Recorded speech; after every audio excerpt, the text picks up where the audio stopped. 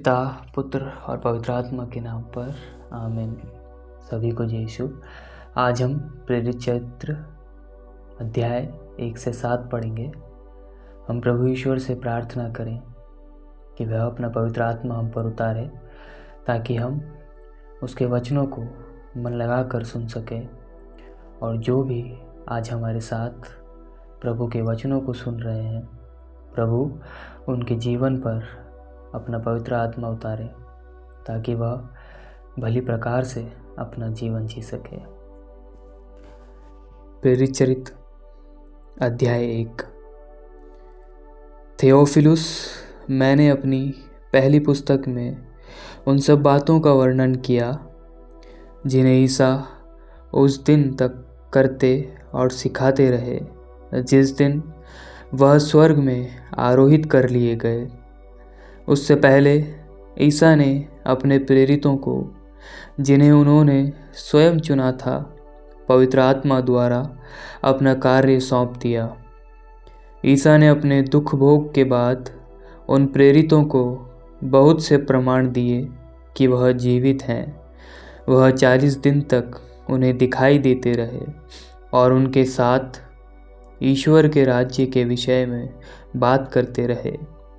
ईसा ने प्रेरितों के साथ भोजन करते समय उन्हें आदेश दिया कि वे यरूशलेम नहीं छोड़ें, बल्कि पिता ने जो प्रतिज्ञा की उसकी प्रतीक्षा करते रहें।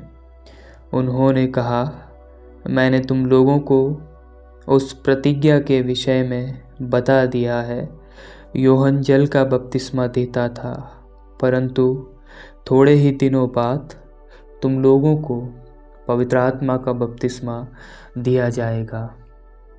जब वे ईसा के साथ एकत्र थे तो उन्होंने यह प्रश्न किया, प्रभु, क्या आप इस समय इज़राइल का राज्य पुनः स्थापित करेंगे?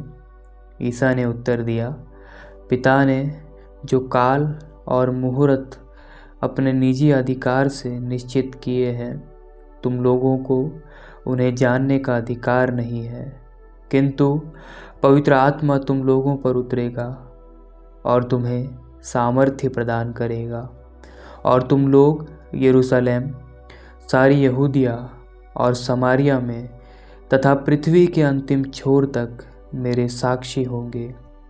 इतना कहने के बाद ईसा उनके देखते देखते आरोहित कर लिए गए, और एक बादल ने उन्हें शिष्यों की आंखों से ओझल कर दिया।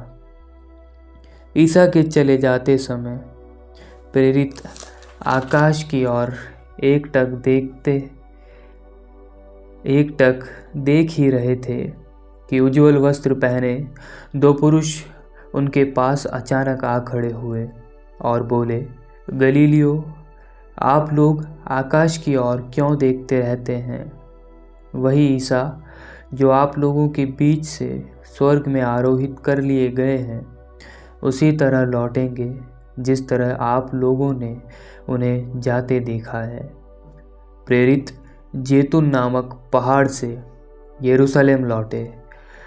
यह पहाड़ यरूशलेम के निकट विश्राम दिवस की यात्रा की दूरी पर है। वहाँ पहुंचकर वे अटारी पर चढ़े, जहाँ वे ठहरे हुए थे। वे थे पेत्रुस तथा यूहन्ना, याकूब तथा अंद्रेयस, फिलिप तथा थॉमस, बर्थोलोमी तथा मती, अफलाई का पुत्र याकूब तथा सिमोन जो उत्साही कहलाता था, और याकूब का पुत्र यूदस। ये सब एक हृदय होकर नारियों, ईसा की माता मरियम तथा उनके भाइयों के साथ प्रार्थना में लगे रहते थे। उन दिनों पेत्रुस भाइयों के बीच खड़े हो गए। वहाँ लगभग 120 व्यक्ति एकत्र थे। पेत्रुस ने कहा, भाइयों, यह अनिवार्य था कि धर्म ग्रंथ की वह भविष्यवाणी पूरी हो जाए जो पवित्र आत्मा ने दाऊद के मुख से यूदस के विषय में की थी। यूदस ईसा को गिरफ्तार करने वालों का अगुवा बन गया था। वह हम लोगों में एक और धर्म सेवा में हमारा साथी था। उसने अपने अधर्म की कमाई से एक खेत खरीदा। वह उसमें मुंह के बल गिरा। उसका पेट फट गया और उसकी सारी आंतड़ियां बाहर निकल आई। यह बात यरूशलेम के सब निवासियों को मालूम हो गई और वह खेत उनकी भाषा में हकेलदमा अर्थात रक्त का खेत कहलाता है। स्रोत संहिता में यह लिखा है, उसकी जमीन उजड़ जाए, उस पर कोई भी निवास नहीं करे और कोई दूसरा उसका पद ग्रहण करे। इसलिए उचित है कि जितने समय तक प्रभु ईसा हमारे बीच रहे, अर्थात यूहन्ना के बपतिस्मा से लेकर प्रभु के स्वर्गारोहण तक जो लोग बराबर हमारे साथ थे, उनमें से एक हमारे साथ प्रभु के पुनरुत्थान का साक्षी बने। इस पर उन्होंने 2 व्यक्तियों को प्रस्तुत किया, यूसुफ को जो बरसब्बास कहलाता था और जिसका दूसरा नाम युस्तुस था, और मथियस को। तब उन्होंने इस प्रकार प्रार्थना की, प्रभु तू सबका हृदय जानता है, यह प्रकट कर कि तूने इन दोनों में से किसको चुना है, ताकि हम धर्म सेवा तथा प्रेरित तत्व में वह पद ग्रहण करें जिससे पतित होकर यूदस अपने स्थान गया। उन्होंने चिट्ठी डाली। चिट्ठी मथियस के नाम निकली और उसकी गिनती 11 प्रेरितों में हो गई। अध्याय 2। जब पेंतकोस्त का दिन आया और सब शिष्य एक स्थान पर इकट्ठे थे, तो अचानक आंधी जैसी आवाज़ आकाश से सुनाई पड़ी और सारा घर जहाँ वे बैठे हुए थे गूंज उठा। उन्हें एक प्रकार की आग दिखाई पड़ी जो जीभों में विभाजित होकर उनमें हर एक के ऊपर आकर ठहर गई।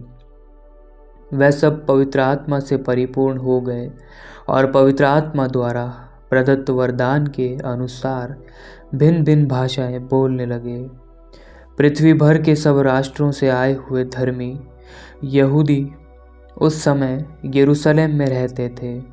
बहुत से लोग वह आवाज़ सुनकर एकत्र हो गए। वह विस्मित थे क्योंकि हर एक अपनी अपनी भाषा में शिष्यों को बोलते सुन रहा था। वह बड़े अचंभे में पड़ गए और चकित होकर बोल उठे, क्या ये बोलने वाले सब के सब गलीली नहीं हैं? तो फिर हम में हर एक अपनी अपनी जन्मभूमि की भाषा कैसे सुन रहा है?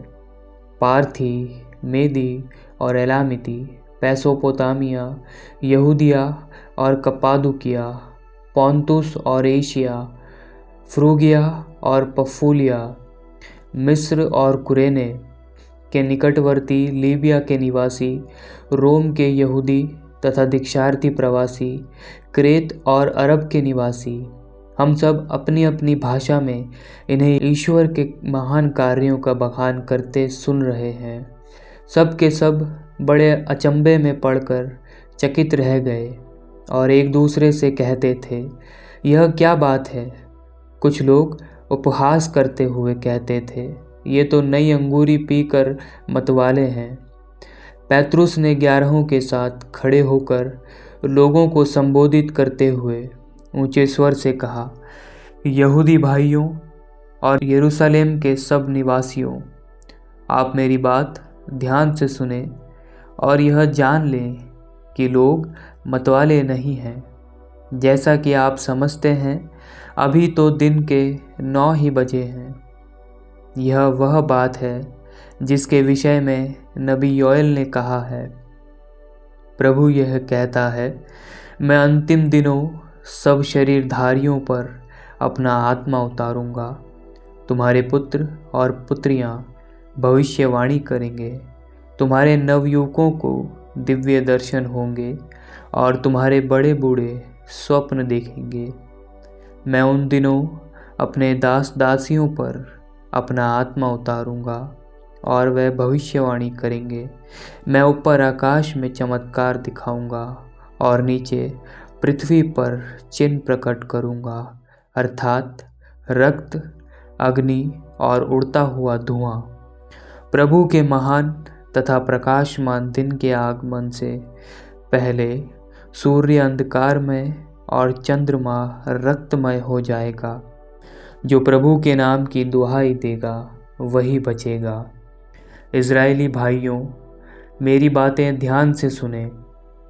आप लोग स्वयं जानते हैं कि ईश्वर ने ईसा नाज़री के द्वारा आप लोगों के बीच कितने महान कार्य, चमत्कार एवं चिन्ह दिखाए हैं। इससे यह प्रमाणित हुआ कि ईसा ईश्वर की ओर से आप लोगों के पास भेजे गए थे। वह ईश्वर के विधान तथा पूर्व ज्ञान के अनुसार पकड़वाए गए और आप लोगों ने विधर्मियों के हाथों उन्हें क्रूस पर चढ़वाया और मरवा डाला है। किंतु ईश्वर ने मृत्यु के बंधन खोलकर उन्हें पुनर्जीवित किया। यह असंभव था कि वह मृत्यु के वश में रह जाएं, क्योंकि उनके विषय में दाऊद यह कहते हैं, प्रभु सदा मेरी आँखों के सामने रहता है, वह मेरे दाहिने विराजमान है, इसलिए मैं दृढ़ बना रहता हूँ। मेरा हृदय आनंदित है, मेरी आत्मा प्रफुल्लित है और मेरा शरीर भी सुरक्षित रहेगा, क्योंकि तू मेरी आत्मा को अधोलोक में नहीं छोड़ेगा। तू अपने भक्त को कब्र में गलने नहीं देगा। तूने मुझे जीवन का मार्ग दिखाया है। तेरे पास रहकर मुझे परिपूर्ण आनंद प्राप्त होगा।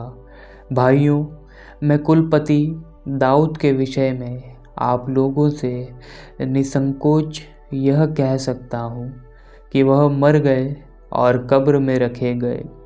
उनकी कब्र आज तक हमारे बीच विद्यमान है। दाऊद जानते थे कि ईश्वर ने शपथ खाकर उनसे यह कहा था कि मैं तुम्हारे वंशजों में एक व्यक्ति को तुम्हारे सिंहासन पर बैठाऊंगा। इसलिए उन्होंने नबी होने के नाते भविष्य में होने वाला मसीह का पुनरुत्थान देखा और इनके विषय में कहा कि वह अधोलोक में नहीं छोड़े गए और उनका शरीर गलने नहीं दिया गया। ईश्वर ने इन्हीं ईसा नामक मनुष्य को पुनर्जीवित किया है। हम इस बात के साक्षी हैं।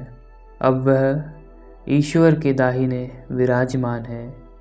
उन्हें प्रतिज्ञात आत्मा पिता से प्राप्त हुआ और उन्होंने उसे हम लोगों को प्रदान किया, जैसा कि आप देख और सुन रहे हैं।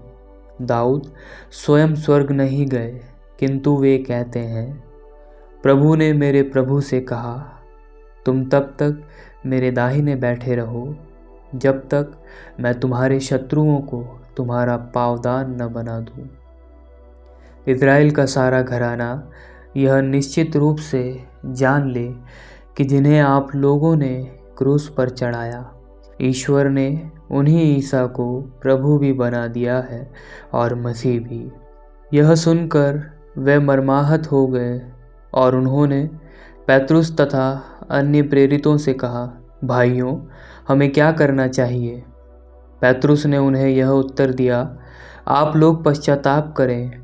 आप लोगों में प्रत्येक अपने अपने पापों की क्षमा के लिए ईसा के नाम पर बपतिस्मा ग्रहण करें। इस प्रकार आप पवित्र आत्मा का वरदान प्राप्त करेंगे, क्योंकि वह प्रतिज्ञा आपके तथा आपकी संतान के लिए है और उन सबों के लिए जो अभी दूर हैं और जिन्हें हमारा प्रभु ईश्वर बुलाने वाला है। पेत्रुस ने और बहुत सी बातों द्वारा साक्ष्य दिया और यह कहते हुए उनसे अनुरोध किया कि आप लोग अपने को इस विधर्मी पीढ़ी से बचाए रखें। जिन्होंने पेत्रुस की बातों पर विश्वास किया, उन्होंने बपतिस्मा ग्रहण किया। उस दिन लगभग 3000 लोग शिष्यों से सम्मिलित हो गए। नए विश्वासी दत्तचित्त होकर प्रेरितों की शिक्षा सुना करते थे, भ्रातृत्व के निर्वाह में ईमानदार थे और प्रभु भोज तथा सामूहिक प्रार्थनाओं में नियमित रूप से शामिल हुआ करते थे। सबों पर विस्मय छाया रहता था, क्योंकि प्रेरित बहुत से चमत्कार एवं चिन्ह दिखाते थे। सब विश्वासी एक हृदय थे। उनके पास जो कुछ था उसमें सबों का साझा था। वे अपनी चल अचल संपत्ति बेचते थे और उसकी कीमत हर एक की ज़रूरत के अनुसार सबों में बांटते थे। वे सब मिलकर प्रतिदिन मंदिर जाया करते थे और निजी घरों में प्रभु भोज में सम्मिलित होकर निष्कपट हृदय से आनंद पूर्वक एक साथ भोजन करते थे। वे ईश्वर की स्तुति किया करते थे और सारी जनता उन्हें बहुत मानती थी। प्रभु प्रतिदिन उनके समुदाय में ऐसे लोगों को मिला देता था जो मुक्ति प्राप्त करने वाले थे। अध्याय 3। पेत्रुस और योहन तीसरे पहर की प्रार्थना के समय मंदिर जा रहे थे। लोग एक मनुष्य को ले जा रहे थे जो जन्म से लंगड़ा था। वह उसे प्रतिदिन लाकर मंदिर के सुंदर नामक फाटक के पास रखा करते थे, जिससे वह मंदिर के अंदर जाने वालों से भीख मांग सके। जब उसने पेत्रुस और योहन को मंदिर में प्रवेश करते देखा तो उनसे भीख मांगी। पेत्रुस और योहन ने उसे ध्यान से देखा। पेत्रुस ने कहा, हमारी ओर देखो, और वह कुछ पाने की आशा से उनकी ओर देखता रहा। किंतु पेत्रुस ने कहा, मेरे पास न तो चांदी है और न सोना, बल्कि मेरे पास जो है वही तुम्हें देता हूँ। ईसा मसीह नाज़री के नाम पर चलो। और उसने उसका दाहिना हाथ पकड़कर उसे उठाया। उसी क्षण लंगड़े के पैरों और टखनों में बल आ गया। वह उछल कर खड़ा हो गया और चलने फिरने लगा। वह चलते उछलते तथा ईश्वर की स्तुति करते हुए उनके साथ मंदिर आया। सारी जनता ने उसको चलते फिरते तथा ईश्वर की स्तुति करते हुए देखा। लोग उसे पहचानते थे। यह वही था जो मंदिर के सुंदर फाटक के पास बैठकर भीख मांगा करता था। और यह देखकर कि उसे क्या हुआ है, वे अचंभे में पड़कर चकित थे। वह मनुष्य पेत्रुस और योहन के साथ लगा हुआ था, इसलिए सब लोग आश्चर्यचकित होकर सुलेमान नामक मंडप में उनके पास दौड़े आए। पेत्रुस ने यह देखकर उनसे कहा, इज़राइली भाइयों, आप लोग इस पर आश्चर्य क्यों कर रहे हैं और हमारी ओर से इस प्रकार क्यों ताक रहे हैं, मानो हमने अपने सामर्थ्य या सिद्धि से इस मनुष्य को चलने फिरने योग्य बना दिया है। इब्राहिम, इसहाक और याकूब के ईश्वर ने, हमारे पूर्वजों के ईश्वर ने अपने सेवक ईसा को महिमान्वित किया है। आप लोगों ने उन्हें पिलातुस के हवाले कर दिया, और जब पिलातुस उन्हें छोड़ देने का निर्णय कर चुका था तो आप लोगों ने उन्हें अस्वीकार किया। आप लोगों ने संत तथा धर्मात्मा को अस्वीकार कर हत्यारे की रिहाई की मांग की। जीवन के अधिपति को आप लोगों ने मार डाला, किंतु ईश्वर ने उन्हें मृतकों में से जिलाया। हम इस बात के साक्षी हैं। ईसा के नाम में विश्वास के कारण उसी नाम ने इस मनुष्य को, जिसे आप देखते और जानते हैं, बल प्रदान किया है। उसी विश्वास ने इसे आप सबों के सामने पूर्ण रूप से स्वस्थ किया है। भाइयों, मैं जानता हूँ कि आप लोग और आपके शासक भी यह नहीं जानते थे कि वे क्या कर रहे हैं। ईश्वर ने इस प्रकार अपना वह कथन पूरा किया जिसके अनुसार उसके मसीह को दुख भोगना था और जिसे उसने सब नबियों के मुख से घोषित किया था। आप लोग पश्चाताप करें और ईश्वर के पास लौट आएं, जिससे आपके पाप मिट जाएं और प्रभु आपको विश्रांति का समय प्रदान करे। तब वह पूर्व निर्धारित मसीह को अर्थात ईसा को आप लोगों के पास भेजेगा। यह आवश्यक है कि वह उस विश्वव्यापी पुनरुद्धार के समय तक स्वर्ग में रहे, जिसके विषय में ईश्वर प्राचीन काल से अपने पवित्र नबियों के मुख से बोला। मूसा ने तो कहा, प्रभु ईश्वर तुम्हारे भाइयों में से तुम्हारे लिए मुझ जैसा एक नबी उत्पन्न करेगा।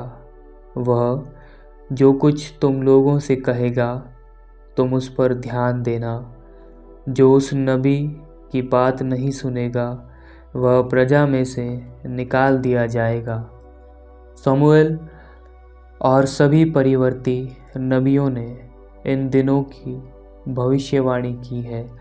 आप लोग नबियों की संतति और उस विधान के भागीदार हैं जिसे ईश्वर ने आपके पूर्वजों के लिए उस समय निर्धारित किया जब उसने इब्राहिम से कहा, तुम्हारी संतति द्वारा पृथ्वी भर के वंश आशीर्वाद प्राप्त करेंगे। ईश्वर ने सबसे पहले आप लोगों के लिए अपने पुत्र ईसा को पुनर्जीवित किया और आपके पास भेजा, जिससे वह आप लोगों में हर एक को कुमार्ग से विमुख कर आशीर्वाद प्रदान करे। अध्याय 4। पेत्रुस और योहन लोगों से बोल ही रहे थे कि याजक, मंदिर आरक्षी का नायक और सदूकी उनके पास आ धमके। वे क्रुद्ध थे क्योंकि प्रेरित जनता को शिक्षा दे रहे थे और ईसा का उदाहरण देकर मृतकों के पुनरुत्थान का प्रचार कर रहे थे। संध्या हो चली थी, इसलिए उन्होंने उनको गिरफ्तार कर रात भर के लिए बंदी गृह में डाल दिया। जिन्होंने उनका प्रवचन सुना था उनमें बहुतों ने विश्वास किया। पुरुषों की संख्या अब लगभग 5000 तक पहुंच गई। दूसरे दिन यरूशलेम में शासकों, नेताओं और शास्त्रियों की सभा हुई। प्रधान याजक अन्नस, कैफस, योहन, सिकंदर और महायाजक वर्ग के सभी सदस्य वहां उपस्थित थे। वे पेत्रुस तथा योहन को बीच में खड़ा कर इस प्रकार उनसे पूछताछ करने लगे, तुम लोगों ने किस सामर्थ्य से या किसके नाम पर यह काम किया है? पेत्रुस ने पवित्र आत्मा से परिपूर्ण होकर उनसे कहा, जनता के शासकों और नेताओं, हमने एक लंगड़े मनुष्य का उपकार किया है और आज हमसे पूछताछ की जा रही है कि यह किस तरह भला चंगा हो गया है। आप लोग और इज़राइल की सारी प्रजा यह जान ले कि ईसा मसीह नाज़री के नाम के सामर्थ्य से यह मनुष्य भला चंगा होकर आप लोगों के सामने खड़ा है। आप लोगों ने उन्हें क्रूस पर चढ़ा दिया, किंतु ईश्वर ने उन्हें मृतकों में से पुनर्जीवित किया। वह वही पत्थर है जिसे आप कारीगरों ने निकाल दिया था और जो कोने का पत्थर बन गया है। किसी दूसरे व्यक्ति द्वारा मुक्ति नहीं मिल सकती, क्योंकि समस्त संसार में ईसा नाम के सिवा मनुष्यों को कोई दूसरा नाम नहीं दिया गया है जिसके द्वारा हमें मुक्ति मिल सकती है। पेत्रुस और योहन का आत्मविश्वास देखकर और इन्हें अशिक्षित तथा अज्ञानी जानकर महासभा के सदस्य अचंभे में पड़ गए। फिर वह पहचान गए कि ये ईसा के साथ रह चुके हैं, किंतु स्वस्थ किए गए मनुष्य को इनके साथ खड़ा देखकर वे उत्तर में कुछ नहीं बोल सके। उन्होंने पेत्रुस और यूहन्ना को सभा से बाहर जाने का आदेश दिया और यह कहते हुए आपस में परामर्श किया, हम इन लोगों के साथ क्या करें। यरूशलेम में रहने वाले सभी लोगों को यह मालूम हो गया कि इन्होंने एक अपूर्व चमत्कार दिखाया है। हम यह अस्वीकार नहीं कर सकते, फिर भी जनता में इसका और अधिक प्रचार न हो, इसलिए हम इन्हें कड़ी चेतावनी दें कि अब से ईसा के नाम पर किसी से कुछ नहीं कहोगे। उन्होंने पेतरुस और यूहन्ना को फिर बुला भेजा और उन्हें आदेश दिया कि वे न तो जनता को संबोधित करें और न ईसा का नाम लेकर शिक्षा दें। इस पर पेतरुस और यूहन्ना ने उन्हें यह उत्तर दिया, आप लोग स्वयं निर्णय करें, क्या ईश्वर की दृष्टि में यह उचित होगा कि हम ईश्वर की नहीं बल्कि आप लोगों की बात मानें, क्योंकि हमने जो देखा और सुना है उसके विषय में नहीं बोलना हमारे लिए संभव नहीं। इस पर उन्होंने पेतरुस और यूहन्ना को फिर धमकाने के बाद जाने दिया। वह नहीं समझ पा रहे थे कि उन्हें किस प्रकार दंड दिया जाए, क्योंकि उस घटना के कारण सारी जनता ईश्वर की स्तुति करती थी। उस चमत्कार द्वारा जिस मनुष्य को स्वास्थ्य लाभ हुआ था उसकी उम्र 40 वर्ष से अधिक थी। रिहा होने के बाद पेतरुस और यूहन्ना अपने लोगों के पास लौटे और महायाजकों तथा नेताओं ने उनसे जो कुछ कहा था वह सब बतलाया। वह उनकी बातें सुनकर एक स्वर से ईश्वर को संबोधित करते हुए बोले, प्रभु, तूने स्वर्ग और पृथ्वी बनाई, समुद्र भी और जो कुछ उनमें है। तूने पवित्र आत्मा द्वारा हमारे पिता अपने सेवक दाऊद के मुख से यह कहा, राष्ट्रों में खलबली क्यों मची हुई है, देश देश के लोग व्यर्थ की बातें क्यों करते हैं। पृथ्वी के राजा विद्रोह करते हैं, वह प्रभु तथा उसके मसीह के विरुद्ध षड्यंत्र रचते हैं। वास्तव में हेरोद और पिलातुस गैर यहूदियों तथा इज़राइल के वंशों ने मिलकर इस शहर में तेरे परम पावन सेवक ईसा के विरुद्ध, जिनका तूने अभिषेक किया, षड्यंत्र रचा था। उन्होंने इस प्रकार वह सब पूरा किया जिसे तू शक्तिशाली विधाता ने पहले से निर्धारित किया था। प्रभु, तू उनकी धमकियों पर ध्यान दे और अपने सेवकों को यह कृपा प्रदान कर कि वे निर्भीकता से तेरा वचन सुनाए। तू अपना हाथ बढ़ाकर अपने परम पावन सेवक ईसा के नाम पर स्वास्थ्य लाभ, चिन्ह तथा चमत्कार प्रकट होने दे। उनकी प्रार्थना समाप्त होने पर वह भवन जहाँ वे एकत्र थे हिल गया। सब पवित्र आत्मा से परिपूर्ण हो गए और निर्भीकता के साथ ईश्वर का वचन सुनाते रहे।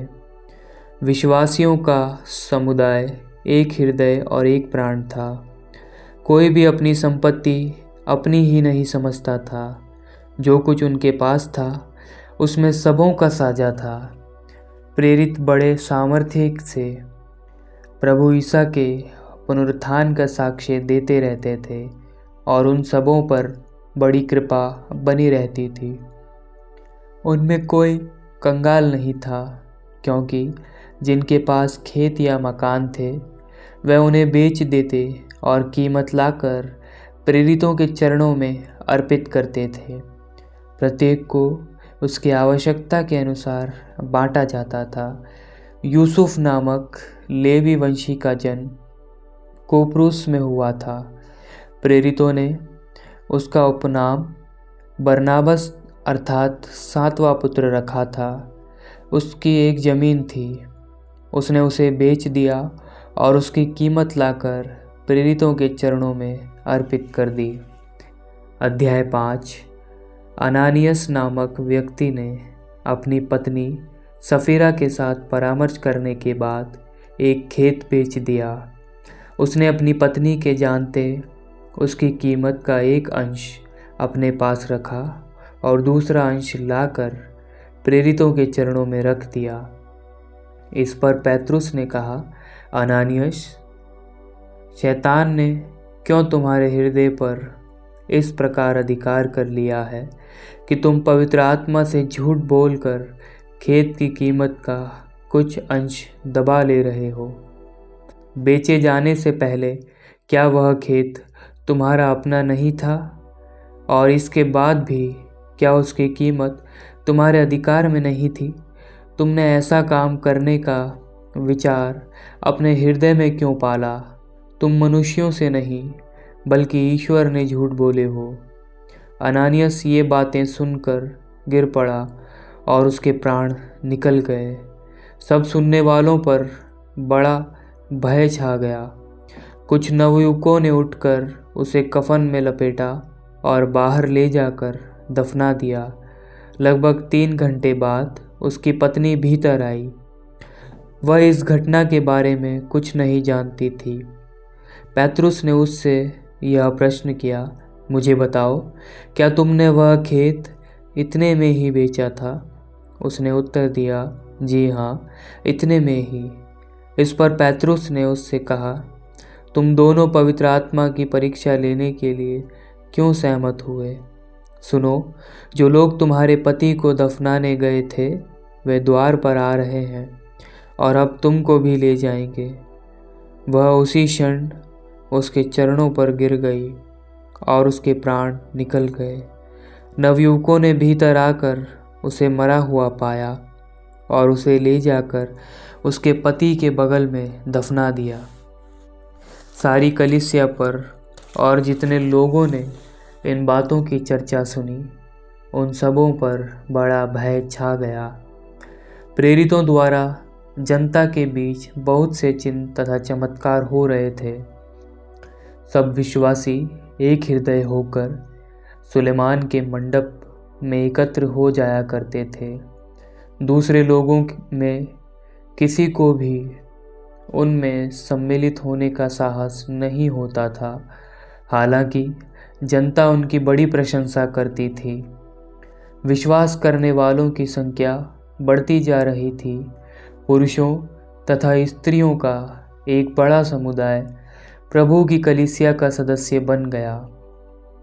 लोग रोगियों को सड़कों पर ले जाकर खटोलों तथा चारपाइयों पर लिटा देते थे, ताकि जब पेत्रुस उधर गुजरे तो उसकी छाया उनमें से किसी पर पड़ जाए। यरूशलेम के आसपास के नगरों से भी लोग बड़ी संख्या में एकत्र हो जाया करते थे। वे अपने साथ रोगियों तथा अशुद्ध आत्माओं से पीड़ित व्यक्तियों को ले जाते थे और वे सब चंगे कर दिए जाते थे। यह सब देखकर प्रधान याजक और उसके सब संगी साथी अर्थात सदूकी संप्रदाय के सदस्य ईर्ष्या से जलने लगे। उन्होंने प्रेरितों को गिरफ्तार कर सरकारी बंदीगृह में डाल दिया, परंतु ईश्वर के दूत ने रात को बंदीगृह के द्वार खोल दिए और प्रेरितों को बाहर ले जाकर यह कहा, जाइए और निडर होकर मंदिर में जनता को इस नवजीवन की पूरी शिक्षा सुनाइए। उन्होंने यह बात मान ली और भोर होते ही वह मंदिर जाकर शिक्षा देने लगे। जब प्रधान याजक और उसके संगी साथी आए तो उन्होंने महासभा अर्थात इजरायली नेताओं की सर्वोच्च परिषद बुलाई और प्रेरितों को ले जाने के लिए प्यादों को बंदीगृह भेजा। जब प्यादे वहां पहुंचे तो उन्होंने प्रेरितों को बंदीगृह में नहीं पाया। उन्होंने लौटकर यह समाचार दिया, हमने देखा कि बंदीगृह बड़ी सावधानी से बंद किया हुआ है और पहरेदार फाटकों पर तैनात है, किंतु खोलने पर हमें भीतर कोई नहीं मिला। यह सुनकर मंदिर आरक्षी के नायक और महायाजक यह नहीं समझ पा रहे थे कि प्रेरितों का क्या हुआ है। इतने में किसी ने आकर उन्हें यह समाचार दिया, देखिए आप लोगों ने जिन व्यक्तियों को बंदी गृह में डाल दिया, वह मंदिर में जनता को शिक्षा दे रहे हैं। इस पर मंदिर के नायक अपने प्यादों के साथ जाकर प्रेरितों को ले आया। वे प्रेरितों को बलपूर्वक नहीं लाए, क्योंकि वे लोगों से डरते थे कि कहीं हम पर पथराव न करें। उन्होंने प्रेरितों को लाकर महासभा के सामने पेश किया। महायाजक ने उनसे कहा, हमने तुम लोगों को कड़ा आदेश दिया था कि वह नाम लेकर शिक्षा मत दिया करो, परंतु तुम लोगों ने यरूशलेम के कोने कोने में अपनी शिक्षा का प्रचार किया है और उस मनुष्य के रक्त की जिम्मेवारी हमारे सिर पर मढ़ना चाहते हो।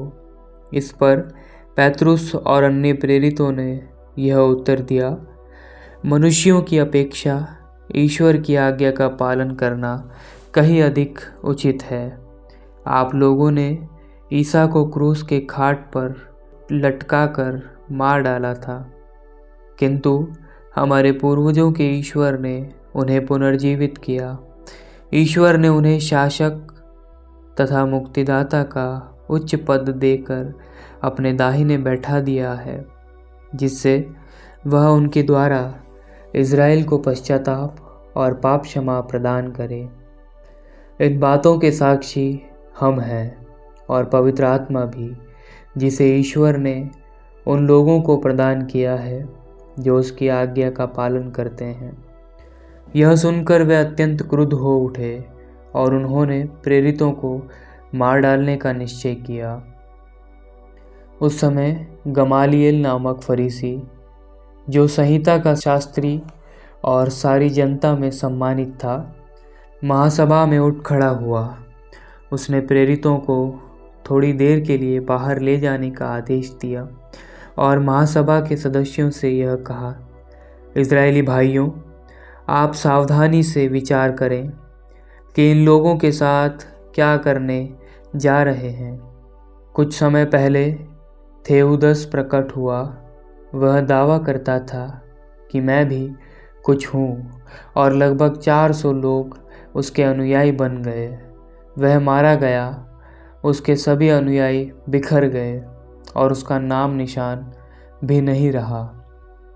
उसके बाद जनगणना के समय यूदस गलीली प्रकट हुआ। उसने बहुत से लोगों को बहकाकर अपने विद्रोह में सम्मिलित कर लिया। वह भी नष्ट हो गया और उसके सभी अनुयायी बिखर गए। इसलिए इस मामले के संबंध में मैं आप लोगों से यह कहना चाहता हूँ कि आप इनके काम में दखल न दें और इन्हें अपनी राह चलने दें। यदि यह योजना या आंदोलन मनुष्यों का है तो यह अपने आप नष्ट हो जाएगा, परंतु यदि यह ईश्वर का है तो आप इन्हें नहीं मिटा सकेंगे और ईश्वर के विरोधी प्रमाणित होंगे। वे उसकी बात मान गए। उन्होंने प्रेरितों को बुला भेजा, उन्हें कोड़े लगवाए और यह कड़ा आदेश देकर छोड़ दिया कि तुम लोग ईसा का नाम लेकर उपदेश मत दिया करो।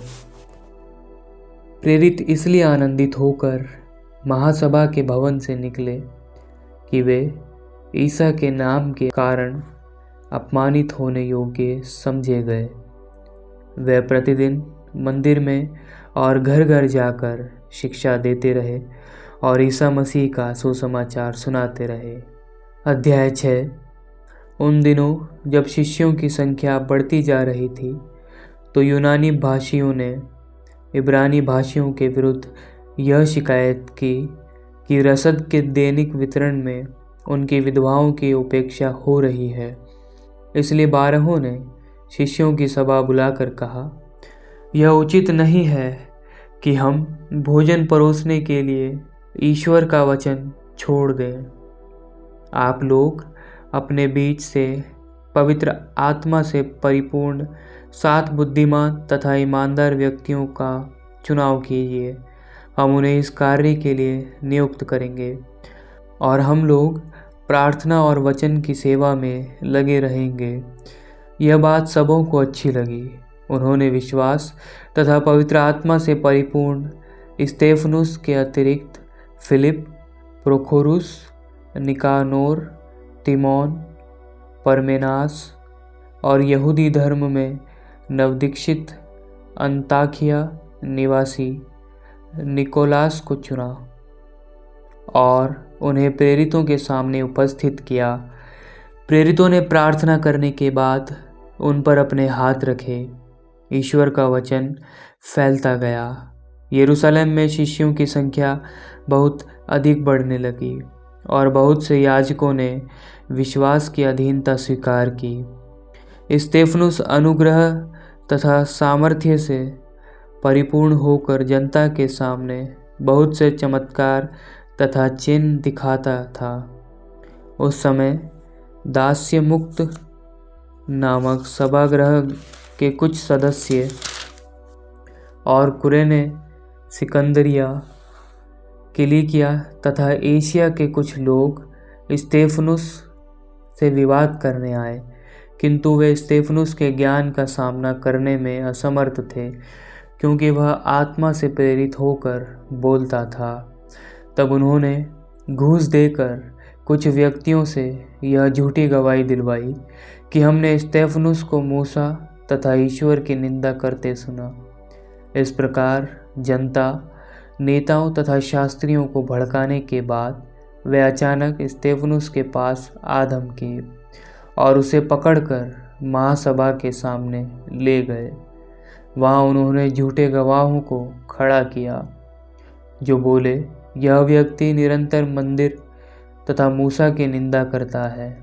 हमने इसे यह कहते सुना कि ईसा नाज़री यह स्थान नष्ट करेगा और मूसा के समय से चले आ रहे हमारे रिवाजों को बदल देगा। महासभा के सब सदस्य स्थिर दृष्टि से स्तेफनुस की ओर देख रहे थे। उसका मुखमंडल उन्हें स्वर्गदूत के जैसा दिख पड़ा। अध्याय 7। प्रधान याजक ने पूछा, क्या ये बातें सही है? उसने उत्तर दिया, भाइयों और गुरुजनों, मेरी बात सुनिए। जब हमारे पिता इब्राहिम हर्रान में बसने से पहले मेसोपोटामिया में रहते थे, तो उस समय महिमामय ईश्वर ने उन्हें दर्शन दिए और कहा, अपना देश तथा अपना कुटुंब छोड़ दो और उस देश जाओ जिसे मैं तुम्हें दिखाऊंगा। इस पर वह खल्दियों का देश छोड़कर हर्रान में बस गए। उनके पिता के देहांत के बाद ईश्वर उन्हें वहाँ से हटाकर इस देश में लाया जहाँ आप आजकल रहते हैं। इस देश में ईश्वर ने उन्हें विरासत के रूप में कोई ज़मीन, यहाँ तक कि पैर रखने को भी जगह नहीं दी, परंतु उसने प्रतिज्ञा की कि मैं यह देश तुम्हें और बाद में तुम्हारे वंशजों को प्रदान करूँगा। हालांकि उस समय इब्राहिम की कोई संतान नहीं थी। ईश्वर ने यह कहा, इब्राहिम के वंशज पराये देश में परदेसी की तरह निवास करेंगे। वे लोग उन्हें दास बनाएंगे और 400 वर्ष तक उन पर अत्याचार करते रहेंगे। ईश्वर ने फिर कहा, मैं उस राष्ट्र का न्याय करूँगा जिसके वे दास होंगे। इसके बाद वे वहाँ से प्रस्थान करेंगे और यहाँ मेरी उपासना करेंगे। तब ईश्वर ने इब्राहिम के लिए खतने का विधान निर्धारित किया। इब्राहिम ने इसहाक को उत्पन्न किया और 8वें दिन उसका खतना किया। इसहाक ने याकूब और याकूब से 12 कुलपति उत्पन्न हुए। कुलपतियों ने ईर्ष्या के कारण यूसुफ को बेच दिया और वह मिस्र देश पहुँचे, किंतु ईश्वर उनके साथ रहा। उसने सब विपत्तियों से उनका उद्धार किया और ऐसा किया कि वह मिस्र देश के राजा फिरौन की दृष्टि में प्रिय तथा बुद्धिमान जान पड़े। राजा ने उन्हें मिस्र का राज्यपाल तथा अपने समस्त राजभवन का अधिकारी बनाया। उस समय सारे मिस्र तथा कनान देश में अकाल और घोर संकट पड़ा। इस कारण हमारे पूर्वजों को खाना नहीं मिल रहा था। जब याकूब ने यह सुना कि मिस्र देश में अनाज मिलता है, तो उन्होंने हमारे पूर्वजों को वहाँ पहली बार भेजा। दूसरी यात्रा के अवसर पर यूसुफ ने अपने भाइयों को अपना परिचय दिया और फिरौन को भी यूसुफ के वंश का पता चला। तब यूसुफ ने अपने पिता याकूब और उनके सारे परिवार को बुला भेजा। कुल मिलाकर वह 75 व्यक्ति थे। याकूब मिस्र देश गए। वहाँ वह और हमारे पूर्वज भी चल बसे। बाद में उनके अवशेष शेखेम लाए गए और उस मकबरे में रखे गए जिसे इब्राहिम ने शेखेम में एमोर के पुत्रों से चांदी देकर खरीदा था। ईश्वर ने इब्राहिम से जो प्रतिज्ञा की थी, जब उसके पूरा हो जाने का समय निकट आ रहा था, तो हमारे लोगों की संख्या मिस्र देश में बहुत अधिक बढ़ रही थी। बाद में एक नए राजा का उदय हुआ जो यूसुफ के विषय में कुछ नहीं जानता था। उसने हमारे लोगों के साथ कपटपूर्ण व्यवहार करते हुए उन पर अत्याचार किया। उसने हमारे पूर्वजों को बाध्य किया कि वे अपने नवजात शिशुओं को बाहर फेंक दिया करें, जिससे वे जीवित न रह सकें। उस समय मूसा का जन्म हुआ। वह अत्यंत सुंदर थे और 3 महीने तक अपने पिता के घर में पाले गए। इसके बाद जब वह फेंक दिए गए, तो फिरौन की पुत्री ने उन्हें गोद ले लिया और अपने पुत्र की तरह उनका पालन पोषण किया। मूसा को मिस्रियों की सब विधाओं का प्रशिक्षण मिला। वह शक्तिशाली वक्ता और कर्मवीर बने। जब वह 40 वर्ष के हो चुके थे, तो उन्होंने अपने इजरायली भाइयों से भेंट करने जाने का निश्चय किया।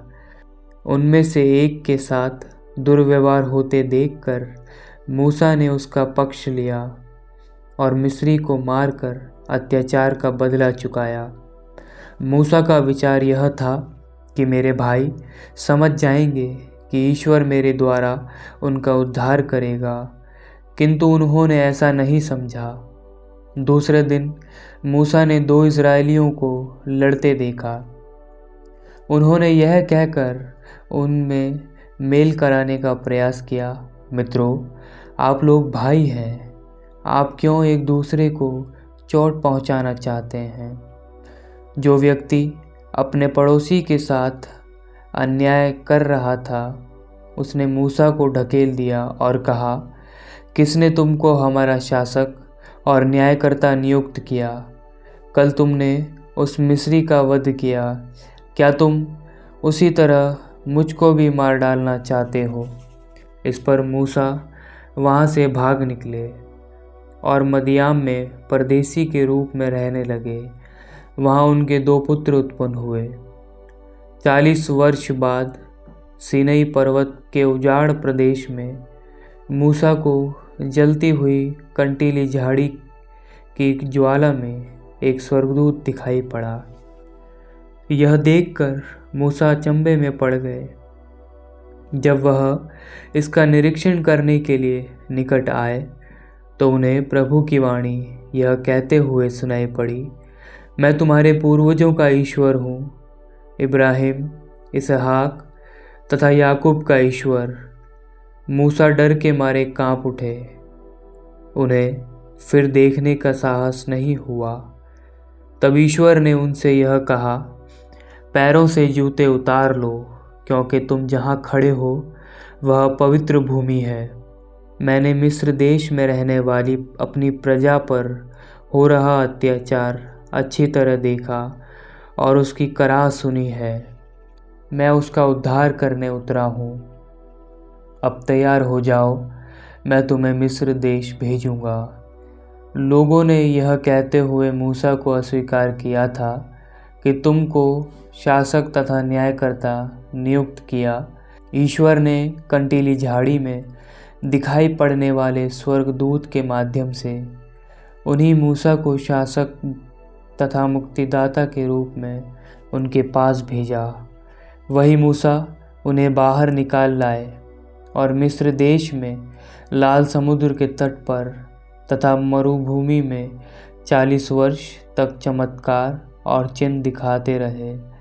उन्होंने इस्राएलियों से यह कहा, ईश्वर तुम्हारे भाइयों में से तुम्हारे लिए मुझ जैसा एक नबी उत्पन्न करेगा। मूसा मरुभूमि के समुदाय के लिए हमारे पूर्वजों तथा उस स्वर्गदूत के बीच मध्यस्थ बने जिसने सीनै पर्वत पर उनसे वार्तालाप किया। उनको जीवंत दिव्यवाणी प्राप्त हुई जिससे वह उसे हम लोगों को सुनाए, किंतु हमारे पूर्वजों ने उनकी बात मानना नहीं चाहा। उन्होंने मूसा को ठुकरा दिया। वे मिस्र देश लौटना चाहते थे।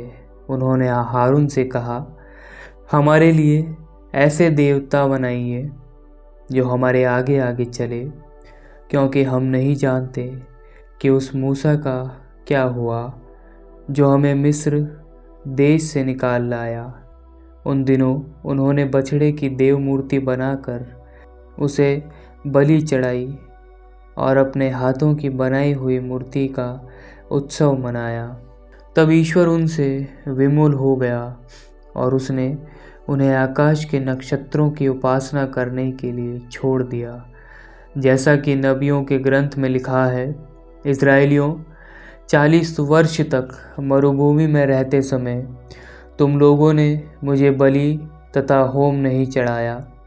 तुम लोग मोलोक का तंबू और रेफान देवता का तारा अपने कंधों पर उठाकर ले जाते रहे। उन मूर्तियों को जिन्हें तुमने आराधना के निमित्त बनाया था, इसलिए मैं तुम लोगों को बाबुल में निर्वासित करूँगा। मरुभूमि में हमारे पूर्वजों के पास साक्ष्य का तंबू था। ईश्वर ने मूसा को इसके विषय में यह आदेश दिया था, तुमने जो नमूना देखा है उसी के अनुसार उसे बनवाओ। वह तंबू अगली पीढ़ी के पूर्वजों को मिला और वह उसे यीशुआ के नेतृत्व में इस देश में ले आए। यह देश गैर यहूदियों के हाथ में था, किंतु ईश्वर ने उन्हें हमारे पूर्वजों के सामने निकाल दिया। वह तंबू दाऊद के समय तक यहाँ रहा। दाऊद को ईश्वर की कृपा दृष्टि प्राप्त थी और उसने याकूब के घराने के लिए एक मंदिर बनवाने की अनुमति मांगी, किंतु सुलेमान ने मंदिर बनवाया। फिर भी सर्वोच्च ईश्वर मनुष्यों द्वारा बनाए हुए भवनों में निवास नहीं करता। जैसा कि नबी ने कहा है, आकाश मेरा सिंहासन है और पृथ्वी मेरा पाँवदान। प्रभु कहता है, तुम मेरे लिए कौन सा मंदिर बनाओगे? मेरा निवास स्थान कहाँ होगा?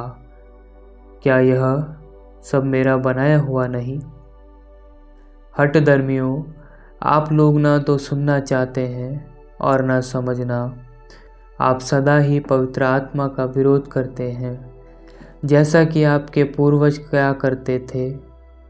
आपके पूर्वजों ने किस नबी पर अत्याचार नहीं किया?